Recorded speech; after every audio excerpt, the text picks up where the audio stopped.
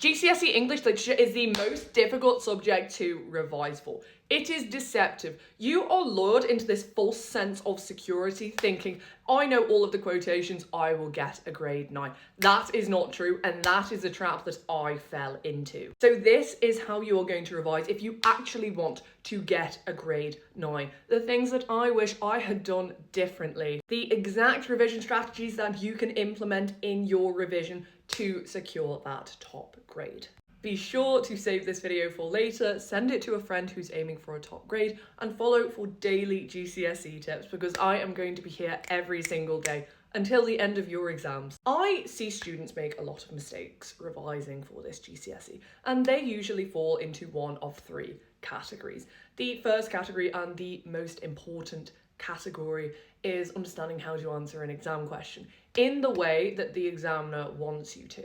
This GCSE is not about coming out with some groundbreaking analysis of Jekyll and Hyde.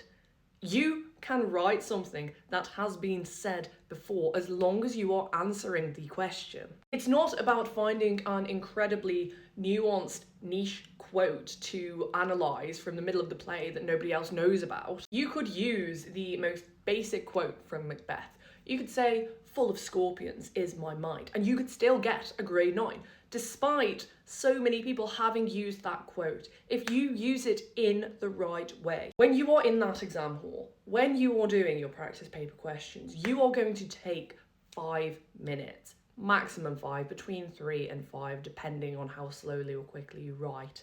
Just sit there and reread the question, pull out the key words. You want the keywords, so you want ambition, or maybe you want guilt. You need that in your mind. You're going to briefly plan. You're just going to bullet point what you're going to talk about, which characters are you going to use, which quotes. Remember, it's not about shoving all of the quotes that you know in there. It's about deep analysis of the most relevant quotation. After every 2 sentences, you are going to make sure it links back to the question. You have used a keyword from the question. Secondly, people run out of time. This happens all the time, particularly in the last paper on the 8 marker on unseen poetry. You need to practice. There's no way to get around it. I wish I'd done more practice because, believe it or not, I ran out of time. There's no, oh, I'll just manage my time in the exam. You actually do need to practice doing this in a pressured environment. Write down the time you finish each paragraph in your practice questions, because then you can see how much time you wasted on something that may be irrelevant after your teacher marked it. And then finally is obviously just not knowing the content, but this genuinely isn't a problem